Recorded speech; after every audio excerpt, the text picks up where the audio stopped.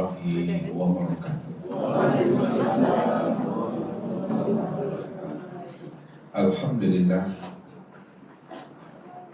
Alhamdulillahilladzi nal qulubana bi nuri ma'rifati wal yaqin wa adkhilna ma'al awliya'i wassalihin.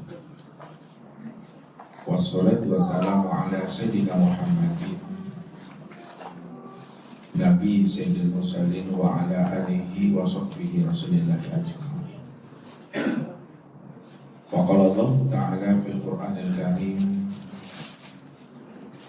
a'udzu billahi minasyaitonir rajim. Bismillahirrahmanirrahim. Laqad kana lakum fi rasulillahi uswatun hasanah liman kana yarjullaha wal yawmal akhir wa dzakarallaha katsiran. Wa qala aidan fil ayatil ukhra, maka Muhammadun aba ahadin min rijalikum walakin Rasulullah wa khatamun nabiyyin. Qad ja'akum rasulun min anfusikum. Sadaqallahu al-azim. Bapak Ibu, saudara-saudaraku dan anak-anak kami jamaah tauhid yang dirahmati Allah. Bila mana seorang hamba ingin diakui Allah sebagai kekasihnya dan ingin pula diakui oleh Allah dan Rasulnya untuk menjadi umatnya, maka wajiblah bagi setiap hamba untuk mengenal Allah dan Muhammad itu dengan pengenalan yang sempurna, zahir dan batin. Bukankah kita setiap hari bersahadat kita setiap hari ketika kita mendirikan ibadah fardu sholat yang lima waktu? Jikalau boleh Ustaz tahu, Bapak Ibu, ketika kita mendirikan sholat yang lima waktu sehari semalam, itu artinya berapa kali sebenarnya kita ini bersahadat di dalam sholat itu? Sholat subuh, sholat zuhur, asar, maghrib, dan isya. Berapa kali Bapak Ibu? Subuh berapa kali sahadatnya? Satu kali di tahiyat. Kemudian zuhur, asar, maghrib, kemudian isya. Jadi jumlahnya berapa kali? 9 kali kita bersahadat setiap kali ya di dalam mendirikan sholat yang 5 waktu. Sahadat itu maknanya adalah bersaksi, Bapak. Kalau sahadat itu maknanya bersaksi, tentu kalau orang bersaksi itu melihat. Sekarang ketika Bapak Ibu bersahadat, asyhadu an la ilaha illallah wa asyhadu anna Muhammad Rasulullah. Apakah ketika kita bersahadat itu kita sudah menyaksikan Allah dan Muhammad itu atau belum? Atau kita baru sebatas melapaskan 2 kalimat syahadat? Padahal syahadat itu adalah bersaksi. Kalau bersaksi tentu kita menyaksikan apa yang kita saksikan. Kalaulah kita tidak menyaksikan apa yang kita saksikan ketika kita mengatakan asyhadu an la ilaha illallah wa asyhadu anna Muhammad Rasulullah, maka itu dikatakan syahadat apa namanya itu? Syahadat palsu. Di mana letaknya dikatakan syahadat palsu? Kita mengatakan aku bersaksi tidak ada ilah melainkan Allah, dan aku bersaksi bahwa Muhammad itu utusan Allah. Namun kita tidak menyaksikan Allah dan Muhammad pada saat kita bersaksi, maka dikatakanlah namanya syahadat palsu. Begitulah kita mesti mampu memahami akan rahasia, sehingga ketika kita bersahadat itu jelas orangnya tanpa ujungnya. Bukankah dikatakan al-ismu wal musamma wahid, bahwa nama dengan diri yang punya nama itu esa satu dia. Tidak pernah berpisah nama dengan dirinya. Tidak pula pernah berpisah cerai diri dengan namanya. Artinya apa? Ketika kita sebut namanya ini, jelas orang itu tampak wujudnya.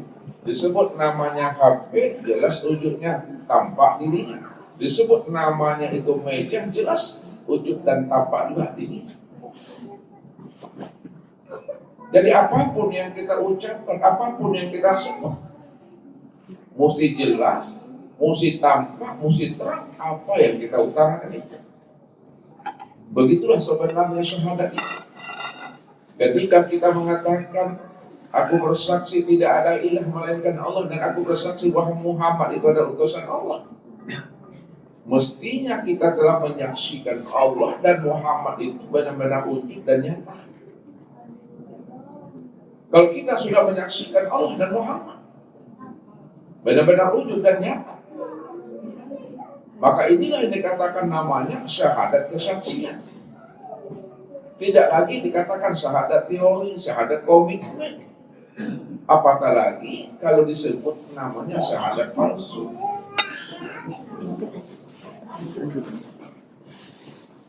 Ini yang mesti kita pahami. Sebelum habisnya usia umur kita meninggalkan alam dunia ini, sebelum roh itu melepaskan akang cangkangnya, maka wajib bagi setiap kita itu mengenal Allah zahir dan batin dengan cara berwasilah kepada baginda Rasul Nabi Muhammad SAW.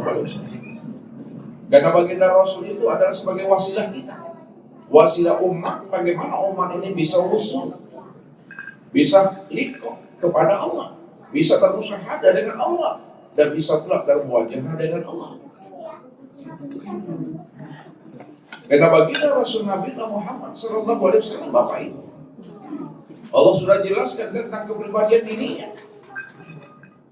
Kalau kita ingin selamat dunia wal akhirat, apa kata Allah? Laqad kana lakum fi Rasulillahi uswatun hasanah liman kana yarjullaha wal yawmal akhir wa zakarallaha katsiran. Sungguh pada diri Rasulullah itu dalam terdapat uswatun hasanah, contoh yang terbaik, suri teladan yang terbaik bagi diri kita. Jikalau kita ingin wusul bermakrifat, bermusyahadah, bermuhajah dengan Allah, maka Rasulullah itulah jalan bagi kita untuk kita bisa sampai kepada Tuhan. Karena beliaulah kesempurnaan makrifat, beliaulah kesempurnaan hakikat, beliaulah kesempurnaan tariqah dan syariat. Kalau bukan beliau yang mengantarkan makrifat tariqah kepada diri kita ini, maka kita tidak akan pernah bisa mengenal akan Allah. Tidak tahu bagaimana cara kita memulangkan akan rahasia diri ini kembali kepada Allah. Sedangkan rahasia diri kita itu tiada lain adalah asalnya. Ini yang Allah katakan, inna lillahi wa inna ilaihi raji'un.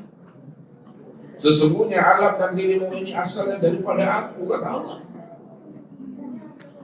Kalaulah alam dan diri kita ini asalnya daripada Allah, tentu pulang dan kembalinya kepada Allah, Bapak Ibu. Di mana datang situ pulangnya, di mana hilang situ dicari. Kalau memang asal kita ini adalah Allah, tentu pulang dan kembalinya kepada Allah, Bapak Ibu. Ini yang diingatkan oleh baginda Rasul kepada kita sebenarnya. Kullu syai'in yarji'u ila aslihi. Tiap sesuatu itu kembalikan dia kepada asalnya. Kalaulah asal kita ini datangnya daripada Allah, maka kembalikanlah diri ini kembali kepada Allah. Tubuh ini kemana pulangnya? Hati ini kemana kembalinya? Ruh ini kemana mi'rajnya? Sir ini kemana lenyap dan lenyapnya? Ini yang mesti dihantarkan, ini yang mesti dikembalikan sebelum ruh itu melepaskan akang cangkangnya, Bapak Ibu. Kalau kita memang benar-benar ingin selamat dunianya, selamat akhirat. Karena kita sudah diberikan Allah amanah, yang mana ketika langit dan gunung serta bumi tidak mampu memegang amanah yang Allah titipkan kepada mereka, tapi amanah itu dipegang oleh manusia. Tapi Allah katakan apa? Ketika manusia itu telah memegang amanah yang Allah titipkan kepada dirinya, lalu dia tidak amanah, tidak mau memegang amanah itu dengan baik, tidak mampu pula dia mengembalikan amanah itu kembali kepada Allah. Maka Allah nggak katakan apa? Innahu kana zaluman jahula. Sesungguhnya manusia itu benar-benar zalim, benar-benar buta, dan benar-benar bodoh kata Allah. Amanah rahasia diriku tidak aku titipkan kepada diri mereka, tapi mereka tidak mampu memulangkan amanah itu kembali kepada aku. Maka mereka telah berbuat zalim terhadap diri mereka. Ini yang disebut namanya orang yang jahil murakab. Jahil murakab itu adalah orang telah bersusun dua kejahilan pada dirinya. Jahil yang pertama itu di mana dia tidak mengenal akan dirinya. Jahil yang kedua itu dia tidak mengenal siapa hakikat rahasia sejati dirinya, yaitu Allah. Jadi orang yang tidak mengenal rahasia dirinya dan orang yang tidak mengenal sejati dirinya, siapa dirinya dan siapa Tuhannya, maka ini yang katakan namanya jahil murakab. Kalau kita sudah dikatakan Allah sebagai jahil murakab di alam dunia ini, maka orang yang jahil murakab itulah yang dikatakan Allah sebenarnya adalah orang yang buta. Allah katakan apa kepada kita? Wa man kana fi hadzal a'ma fa huwa fil akhirati a'ma wa adalun sabil. Barang siapa yang buta di dunia, dipastikan dia buta di akhirat, wa adalun sabil. Dan tersesatlah akan jalan. Buta yang bagaimana yang dimaksudkan Allah? Dalam surah Bani Israil ayat 72 ini, apakah buta mata zahir yang ada di kepala ini atau butanya mata hati yang ada di dalam dada?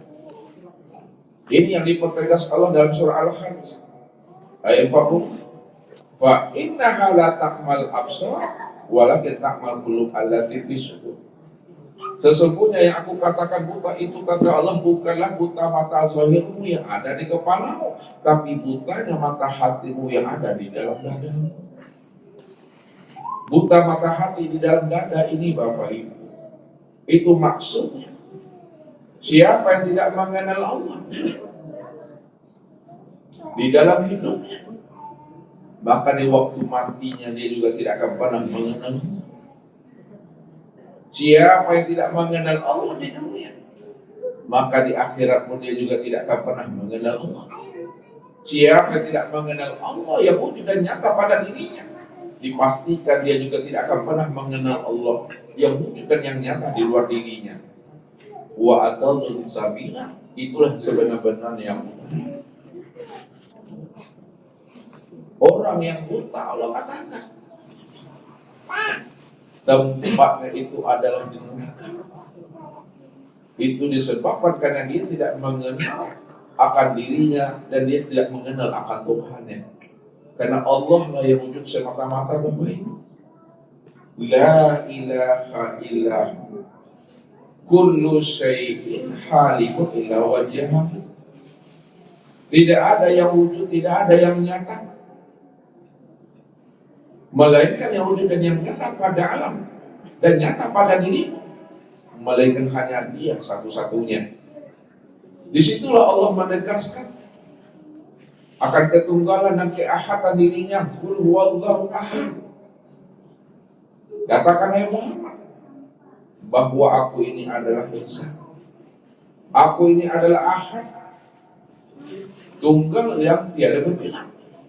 Kalau Allah itu adalah Esa, Ahad, tunggal yang tiada berbilang, itu maknanya Bapak Ibu, hanya Dia satu-satunya. Hanya Dia satu-satunya itu maksudnya tidak ada diri yang lain selain dirinya. Tidak ada diri yang lain selain daripada dirinya. itu maknanya hanya dialah yang wujud secara mutlak. Mutlak itu hanya dirinya semata-mata, Bapak Ibu. Kalau dirinya yang wujud semata-mata, tidak ada diri yang lain.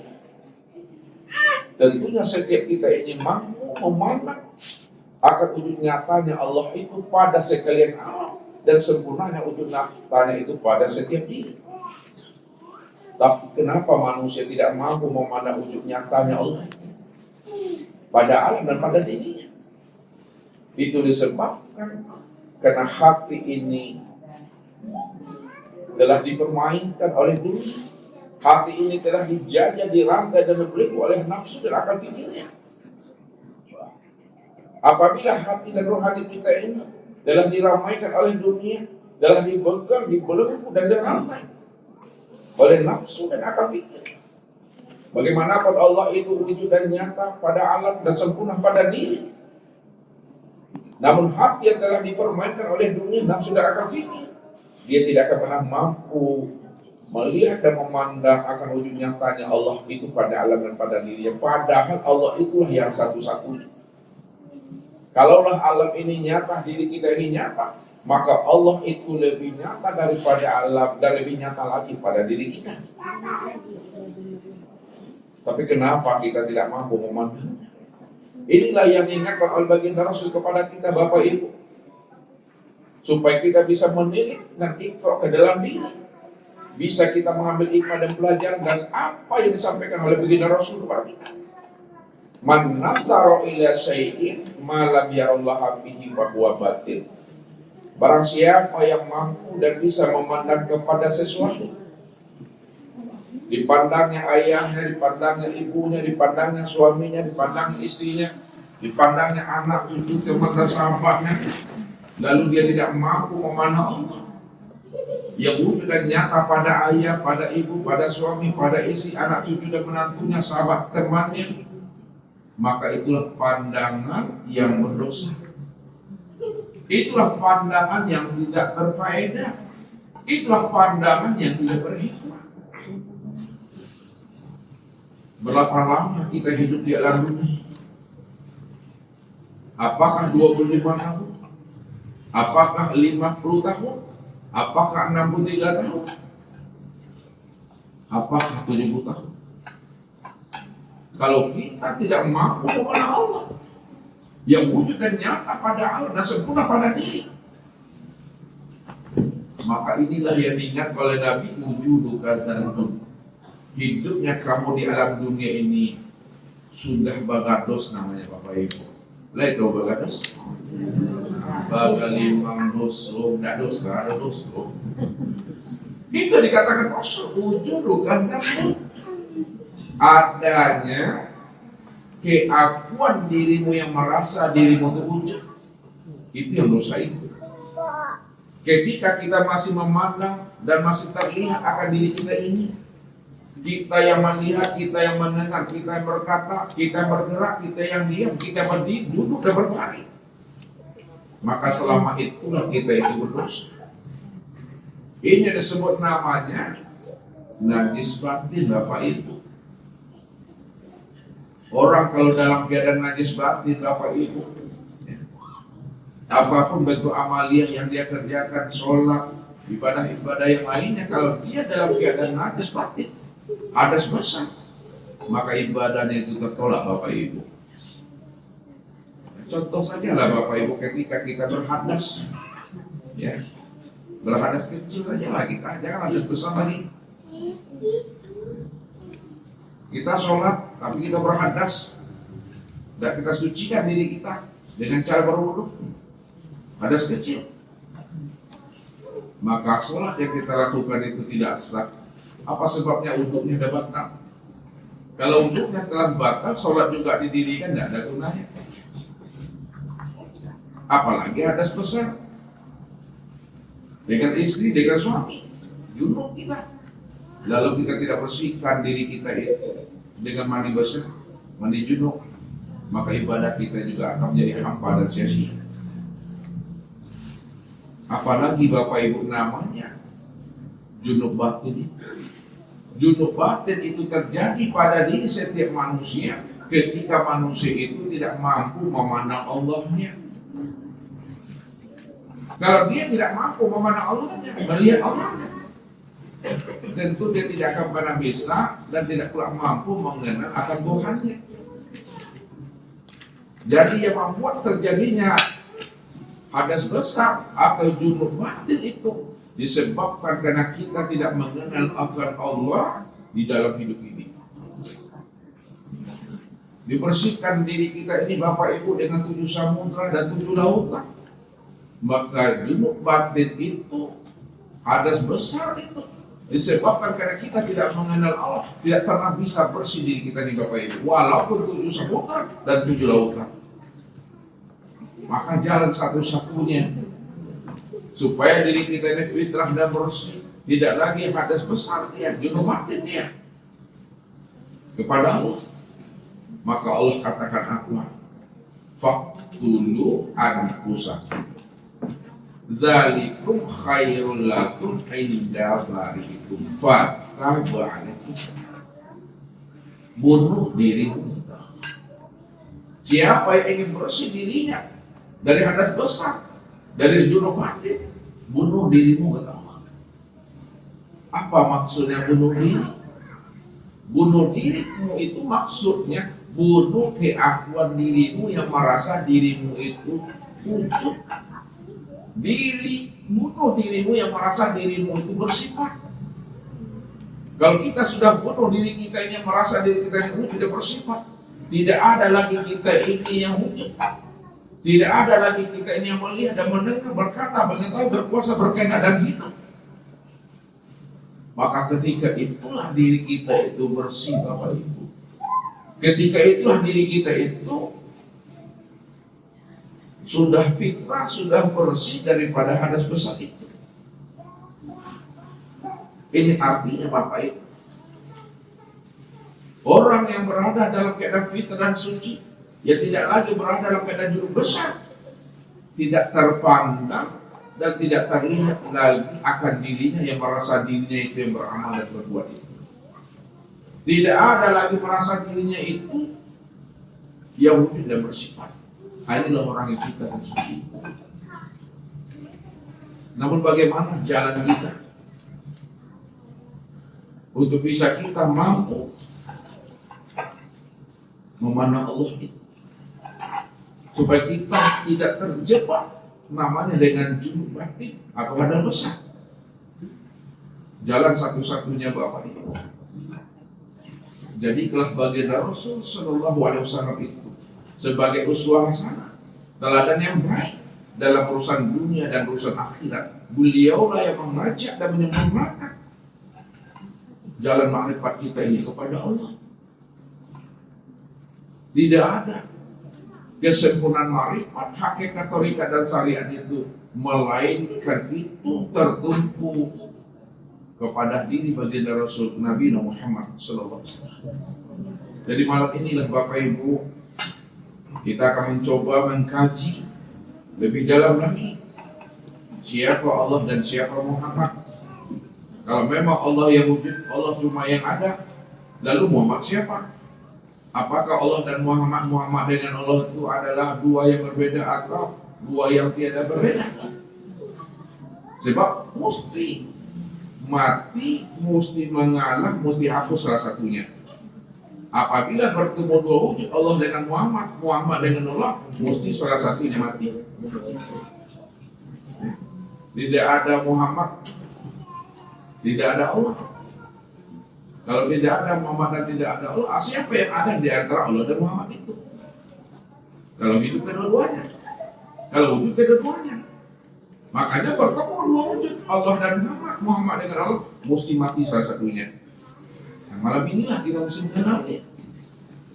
Dan sebelum Bapak Ibu pulang nanti ke rumah, Bapak Ibu sudah mengenal siapa Allah dan Muhammad itu yang sesungguhnya. Supaya apa? Mati pun kita malam ini, kita telah terang dan lurus dalam pulang dan kembali kita itu kepada Allah. Nah, inilah harapan kita bermohon kepada Allah. Mudah-mudahan Allah bukakan kalbu kita, sehingga kaum itu telah bersinar dengan hidayah dan petunjuk serta anugerahnya. Serta dengan anugerah itulah kita mudah mengenalkan Tuhan itu. Arab berobi, aku kenal Allah karena Allah. Kalau bukan Allah yang memperkenalkan dirinya kepada aku, maka aku tidak akan pernah mengenalkan Allah itu. Jadi malam ini Bapak Ibu, dalam rangka memperingati Maulidnya baginda Rasul Nabi Muhammad SAW, kita akan menjadikan diri beliau itu adalah uswah hasanah untuk umat ini. Bagaimana umat itu bisa berma'rifat, bisa berliqa, bisa bermusyahadah dan bermuwajahah dengan Allah Subhanahu wa taala. Jadi Bapak Ibu ya, Muhammad itu adalah wasilah bagi kita bagaimana kita bisa usul kepada Allah itu. Kalaulah Muhammad itu wasilah bagi kita untuk bisa usul kepada Allah, siapa Muhammad Rasulullah itu sebenarnya? Allah katakan, makana Muhammadun aba ahadim min rijalikum walakin Rasulullah wa khatamun nabiyyin. Muhammad itu bukanlah seorang ayah laki-laki di antara kamu, akan tetapi Muhammad itu adalah Rasul Allah dan penutup sekalian para nabi. Kalaulah Muhammad itu bukan seorang ayah laki-laki di antara kamu, lalu siapa Muhammad itu?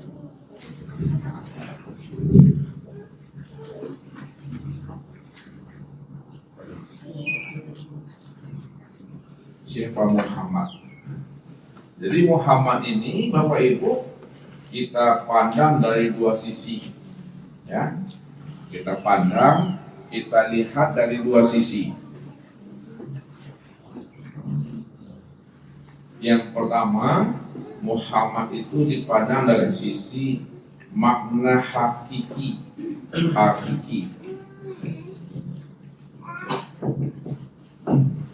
Yang kedua, Muhammad itu dipandang dari sisi makna majazi.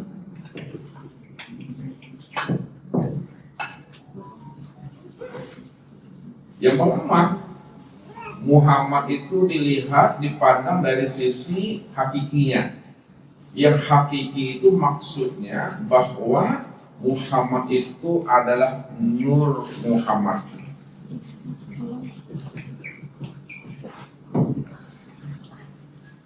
Di Muhammad secara makna hakiki itu Nur Muhammad.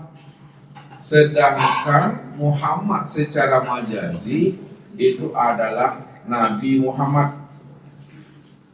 Nabi Muhammad.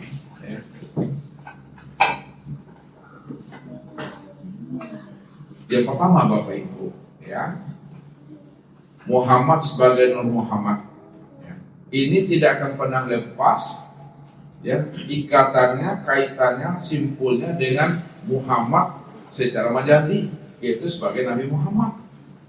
Karena kesempurnaan Nur Muhammad itu, Muhammadnya hakiki itu benar-benar nyata nantinya pada Muhammad yang majazi, yaitu Nabi Muhammad Sallallahu Alaihi Wasallam. Ya. Lalu siapa Nur Muhammad? Siapa Nabi Muhammad itu? Kalau kita ingin memahami lebih dalam, makanya dikatakan bahwa Muhammad itu basarun laisa kal basar. Dia adalah manusia, tapi bukanlah manusia seperti manusia biasa. Manusia, tapi bukan seperti manusia biasa itu. Basyarun laisa kal basar.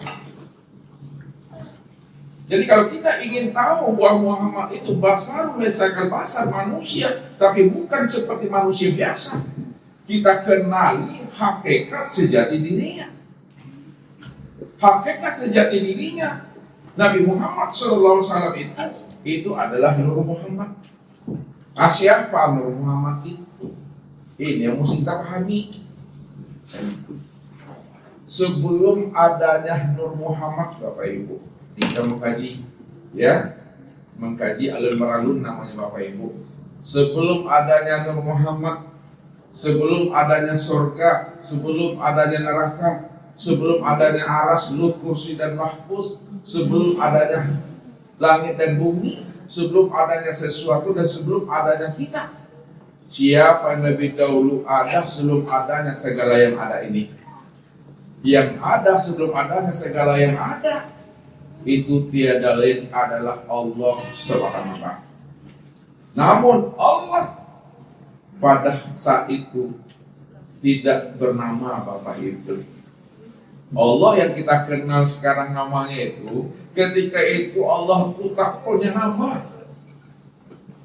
Ini Allah katakan, hal ata alal insan hinu minad dahri lam yakun syai'an mazkura. Telah datang kepada manusia satu waktu dari masa yang tidak pernah bisa disebut. Siapa yang tidak bisa disebut itu? Siapa yang tidak bisa dikenal itu? Siapa yang tidak bisa diceritakan itu? Yang tidak bisa disebut, dikenal, dan diceritakan itu tiada lain adalah Dia semata-mata. Mana yang Dia semata-mata itu yang tidak pernah disebut? Mana yang Dia itu? Lihat, yang Dia itu yang kosong itu yang ku.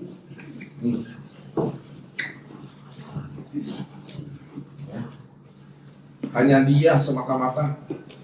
Kata-kata Dia semata-mata sebenarnya tidak bisa disebut. Tapi kenapa dia disebut gitu? Dia disebut untuk menjelaskan bahwa dirinya cuma yang wujud, dirinya cuma yang ada.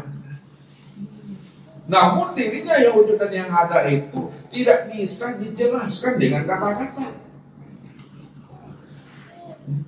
Tak bisa akal menjangkaunya, tak bisa ilmu mencernanya.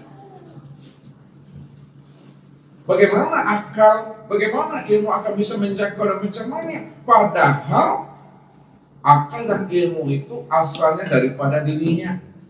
Karena dirinya cuma yang ada, Allah belum ada. Ruang, waktu, tempat, zaman, masa belum ada. Jangankan Allah ruang, waktu, tempat, zaman, dirinya saja tidak bernama. Kalau dirinya tidak bernama, siapa diri yang tidak bernama itu yang sebenarnya? Diri yang tidak bernama itu predikatnya, makomnya, derajatnya, statusnya itu dikatakan namanya Rabbul Izzati. Rabbul Izzati.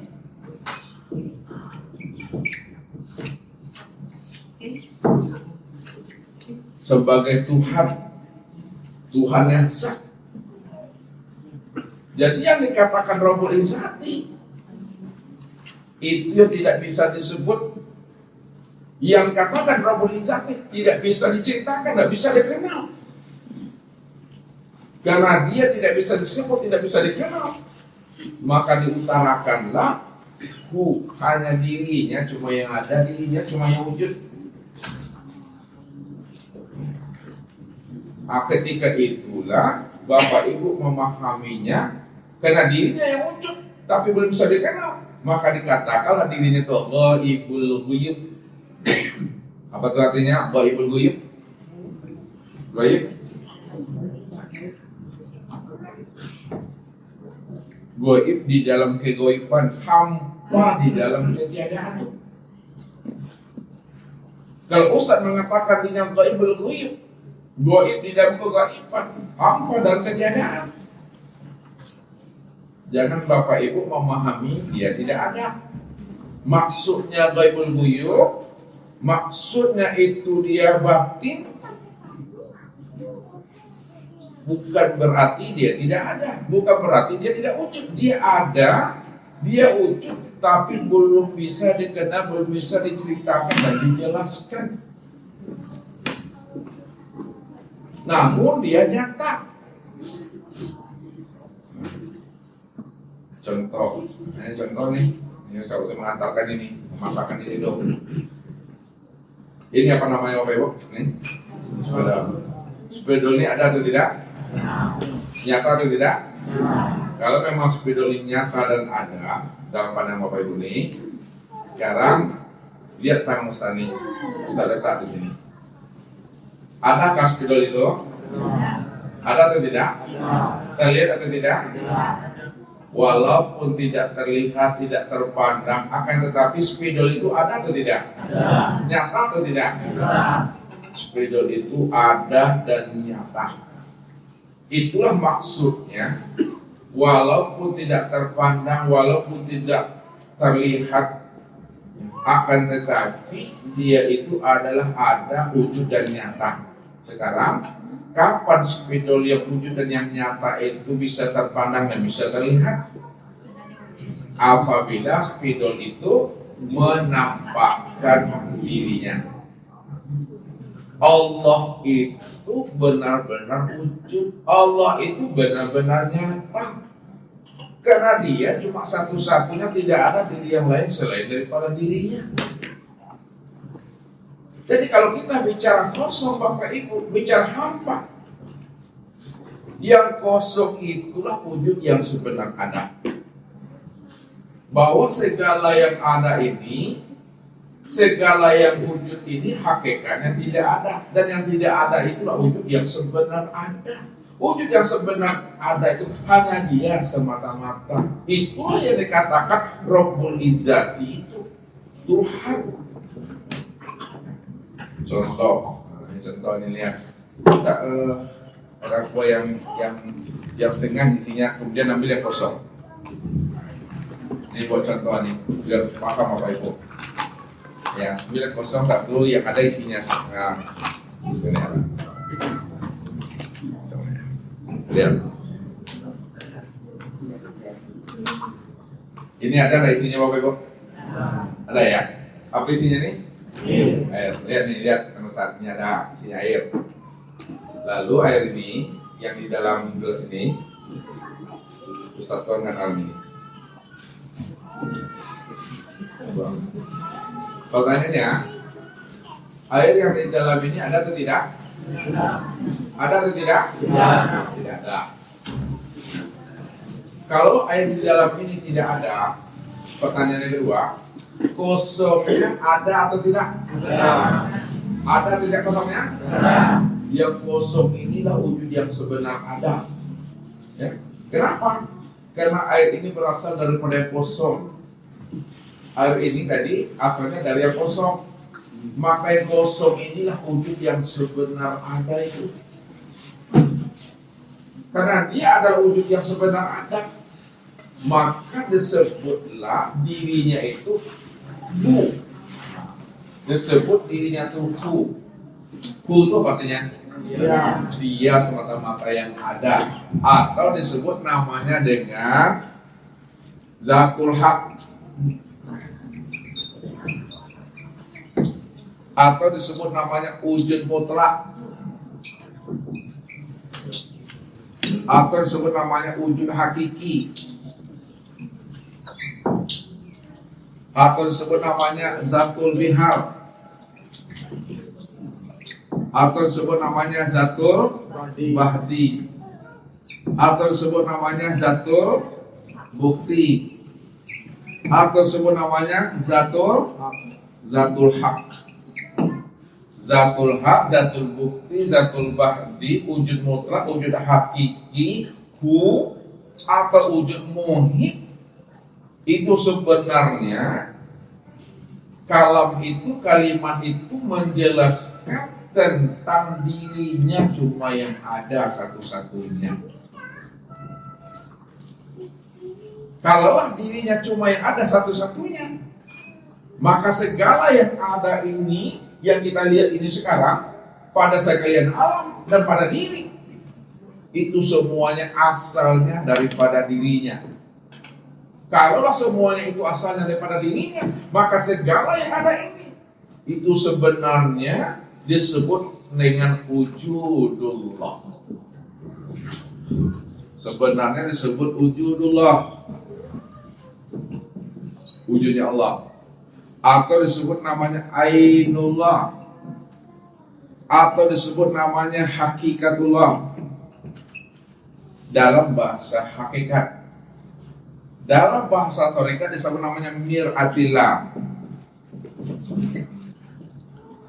Dalam bahasa syariat disebut namanya Abdillah. Apa Abdillah? Hamba Allah, ciptaan Allah, makhluk Allah, sesuatu. Padahal yang kita sebut sebagai hamba Allah, makhluk Allah, ciptaan Allah, cermin Allah, kenyataan Allah, itu tiada lain adalah sebenarnya dirinya Bapak Ibu.